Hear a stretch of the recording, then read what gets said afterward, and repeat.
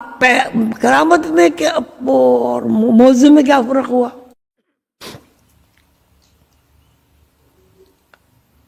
اب وہ جادوگر اکٹھے ہو گئے سارے، فرعون نے جادوگر اکٹھے کر لیے. موسیٰ علیہ السلام بھی وہاں تشریف رکھتے تھے، ہاتھ میں ان کا ہنسا تھا.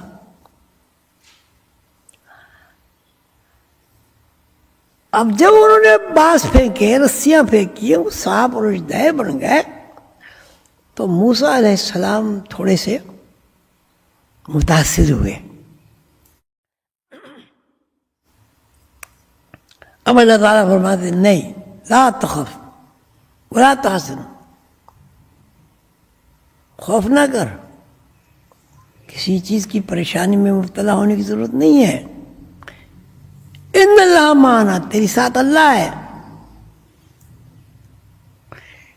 یعنی وہ خرق عادت جو ظاہر ہوئی اس میں اللہ تعالی کا براہ راست دخل ہوا،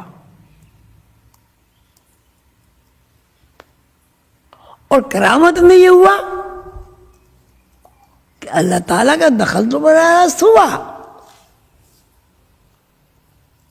اس لیے کہ اللہ تعالیٰ کے حکم کے بغیر تو کوئی بھی نہیں ہوتا. کیا ہے وہ والراسخون فی العلم، جن لوگوں کو الہی علوم حاصل ہو جاتے ہیں، اس کو روحانی علوم بھی کہہ لیجیے، روحانی علوم حاصل ہو جاتے ہیں. یہ میں تفسیر کر رہا ہوں. یقولون، وہ کہتے ہیں، کل من عند ربنا، کہ یہاں جو بھی کچھ ہو رہا ہے وہ اللہ کی طرف سے ہو رہا ہے. میں آپ حضرات سے ایک سوال کرنا چاہتا ہوں. جب کچھ نہیں تھا، آپ سب لوگ اس بات سے واقف ہیں، جب کچھ نہیں تھا تو اللہ تھا. یعنی اللہ کا وجود اس وقت تھا جب یہاں کچھ نہیں تھا، اللہ تھا. اب اللہ نے چاہا کہ میں پہچانا جاؤں،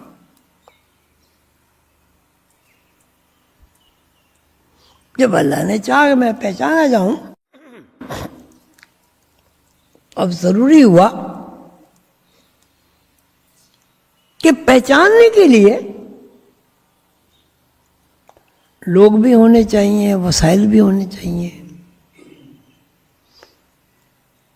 یعنی مخلوق ہونی چاہیے. خالق کو پہچاننے کے لیے ضروری ہوا کہ مخلوق ہونی چاہیے. اور جب اللہ تعالیٰ نے یہ چاہا کہ مخلوق ہونی چاہیے، اس میں حدیث بھی میں پڑھوں گا، تو اللہ تعالیٰ نے فرمایا ہو جا، ہو جا، کن، ہو جا. ہو جا سے کیا مراد ہے؟ یعنی اللہ تعالیٰ کے ذہن میں جو ایک پروگرام ہے اپنے آپ کو ظاہر فرمانے کا، وہ پروگرام، جس پروگرام سے اللہ تعالیٰ کو بندے اور مخلوق پہچانے، وہ ہو جا. ہو جا سے کیا مراد؟ کیا ہو جا؟ اب اللہ تعالیٰ نے یہ چاہا کہ لوگ مجھے پہچانے، تو اب اللہ تعالیٰ فرماتے ہو جا. کیا ہو جا؟ تمام ایسے حالات و وسائل پیدا ہو جائیں جن حالات و وسائل سے مخلوق اللہ تعالیٰ کو پہچان سکے. اب جو کچھ اللہ تعالیٰ کے ذہن میں تھا، جب اللہ تعالیٰ نے فرمایا کن، ہو جا، وہ ساری مخلوق بن گئی، تخلیقات عمل میں آ گئی، دنیا عمل میں آ گئی. وہ پھر وہ کتاب المبین 30 کروڑ محفوظ 80,000 حزیرے، اور ایک حزیرے میں کتنے نظام شمسی مستقل، کتنے نظام شمسی غیر مستقل، کتنے سیارے، کتنے پلینٹس، کتنے سورج، کتنے چاند. پھر وہ پوری ڈیٹیل بنی. لیکن یہ ڈیٹیل کب بنی؟ 7 آسمان، عرش، کرسی، بیت المعمور، سدرۃ المنتہا، حجاب عظمت، حجاب کبریا، حجاب محمود، مقام محمود. یہ سب نام جو رکھے پیغمبروں نے رکھے اور پیغمبروں سے ان کے شاگردوں کو ملے. یہ نام کب رکھے گئے؟ کب رکھے گئے؟ جو وہ مقامات موجود ہوئے. جب اللہ تعالیٰ نے کن کہا تو اس کا صاف مطلب ہے اللہ تعالیٰ کے ذہن میں یہ پورا پروگرام تھا جس کو اللہ تعالیٰ نے نشر کرنا چاہا. اور یہ ساری نشریات مخلوق کے دائرہ کار میں آئے. اب حدیث قدسی کنت کنزا مخفیا، اللہ تعالیٰ فرماتے ہیں میں چھپا ہوا خزانہ تھا. کنت کنزا مخفیا فاحببت ان اعرف فخلقت الخلائق. میں چھپا ہوا خزانہ تھا، میں نے چاہا کہ میں پہچانا چاہوں اور میں نے محبت کے ساتھ ساری کائنات کو تخلیق کر دیا.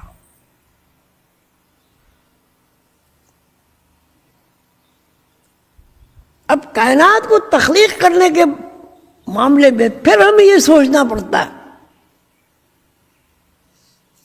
ہماری چھوٹی چھوٹی عقلیں، ہماری سوچ کی کوئی اہمیت نہیں ہے، لیکن بہرحال جتنی اللہ تعالیٰ نے سمجھ دی ہے، فہم دی ہے، اس کے مطابق ہم کس طرح بات کریں گے؟ کچھ نہ کچھ بات تو کریں گے نا سمجھنے کے لیے.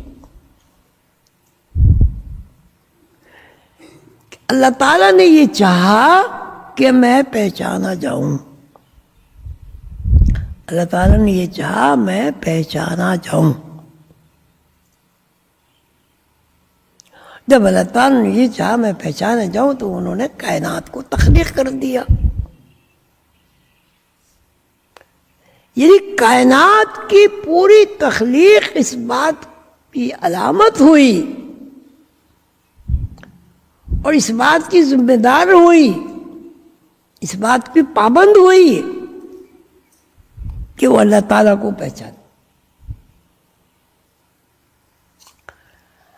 اب پہچاننے کے لیے پھر دیکھیے ساری چیزیں، فرشتے ہیں، جنت بنی، دوزخ بنی، عرش بنا، کرسی بنی، 7 آسمان بنے، زمینیں بنی، سورج بنا، چاند بنا. یہ سب ان فی ذلک لآیات لأولی الالباب، نشانیاں اللہ کی سب بنی.